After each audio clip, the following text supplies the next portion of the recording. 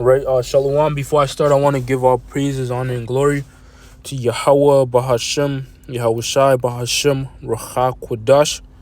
I'd like to say double honors to my teachers, the apostles, and the elders of Great Millstone that rule well and teach well. And also Shalom and our salutations to the brothers out there that are laboring in this work as well. All right, so I'm the brother Shaquat with another lesson. And this lesson that I'm going to be getting into, today is just going to be a real quick lesson, and the inspiration of this lesson that I got was from this post, that was put up by the brother out there in Charlotte, I'm a one, and it's a picture, basically a parallel of a cobra's fang and a hypodermic needle, showing you the resemblance, and that needle is what the mark of the beast is going to be used to be put in you, man. It's a needle, which is synonymous to a serpent's tongue, right? Because the cobra is it's a snake. It's a type of snake, and you see the resemblance is damn near identical, man. So showing you that in itself, that alone shows you that, the so-called white man is not to be trusted, because he is the serpent. And that's why the scriptures refer to the so-called white man as the serpent, man. That's why he's known as the serpent, because he fits those characteristics, and this is further proof, man. A cobra's fang and a hypodermic needle, identical, because what happens when a serpent bites you, man? When it bites you, it squirts its poison into your system. All right, and that's the same with the so-called needles of the so-called white man, right? His pharmaceuticals, his so matter of fact, let's start off here in the book of Genesis chapter 3, and I'm gonna start at verse 1. It says, "Now the serpent was more subtle than any beast of the field which Yahweh power had made." Right? So the serpent here is not speaking about a literal snake that was slithering around, in the garden, man, in the garden eastward of Eden. Right?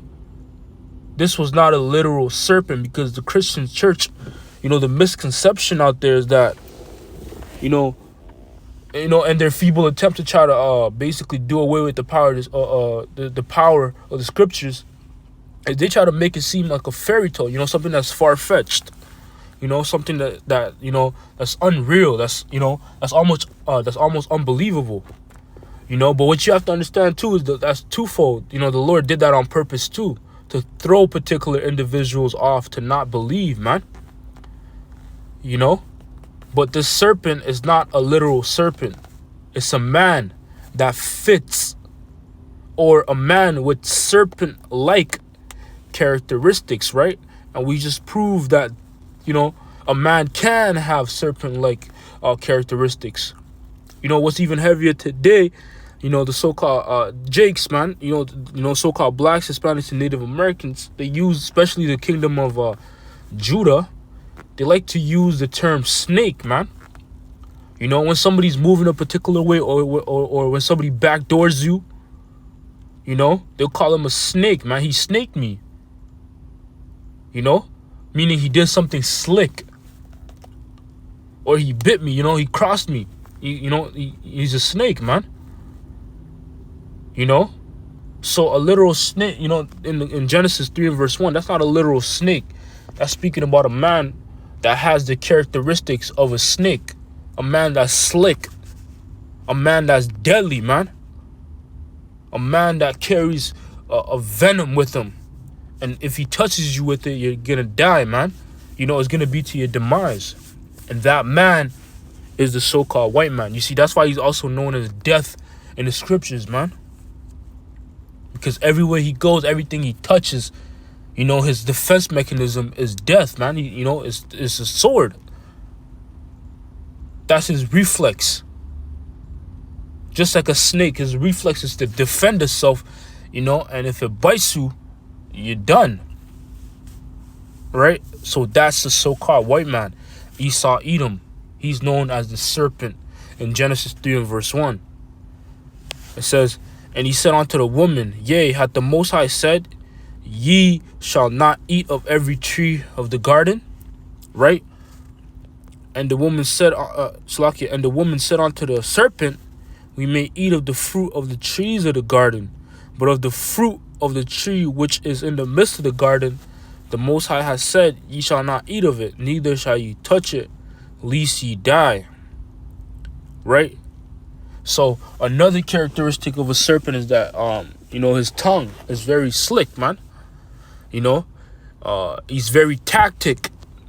He sets trap. He lures you, he hides, he lures you in, and he catches you, man.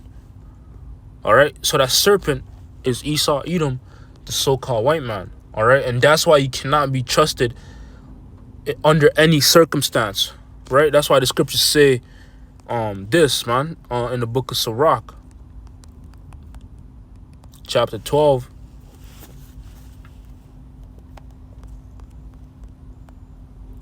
And I'm going to start at verse 10. And it says, never trust thine enemy, for like as iron rusteth, so is his wickedness. Though he humble himself and go crouching, yet take good heed and beware of him. You see, so you got to beware of the so-called white man. You got to beware of this serpent man, It says, and thou shalt be unto him as if thou hast wiped a looking glass. And thou shalt know that his rust hath not been altogether wiped away. And you see, one of the biggest traps of the so-called white man that's coming up is the mark of the beast. Is his mark, which is a microchip, man. That's his biggest trap yet. Because what's gonna happen, man? The whole world, is gonna be put under circumstances where they're gonna have to take that mark of the beast. They're gonna have to get bit by the serpent to live in society, man. But it's not gonna be presented like, oh, yo, it's not gonna be presented nicely, man. It's gonna be presented subtly, right? Right. That's what it said in Genesis. It's gonna trick the people into taking, into getting bit, man, into getting that microchip. Because people's circumstances are gonna be so dire that it's gonna seem like that's the only way out, man, for the people.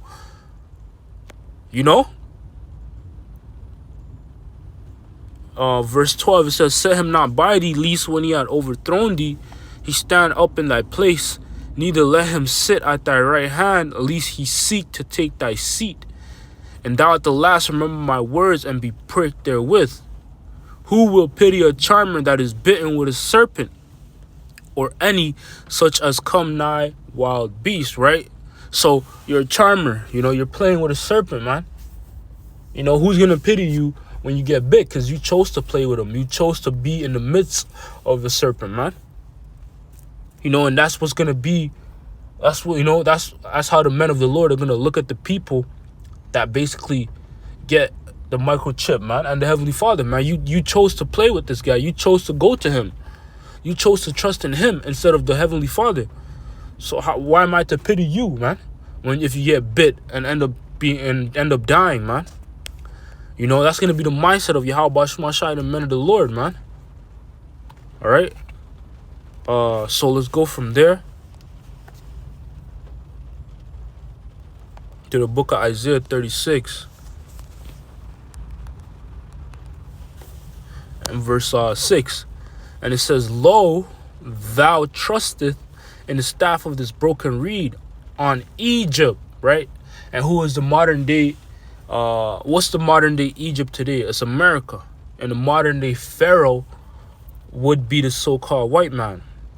It says, whereon if a man lean, right? So if you trust on Egypt and their broken reed, their broken staff, all right?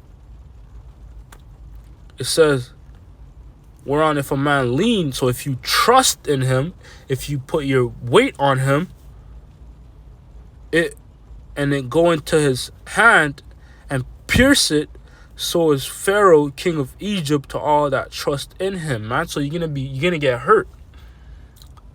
You know, and you can symbolize this with the Michael C hip, man. If you put your trust in the so-called white man and you get pierced, you make a covenant with him, you know, and you get hurt and die, that's on you, man.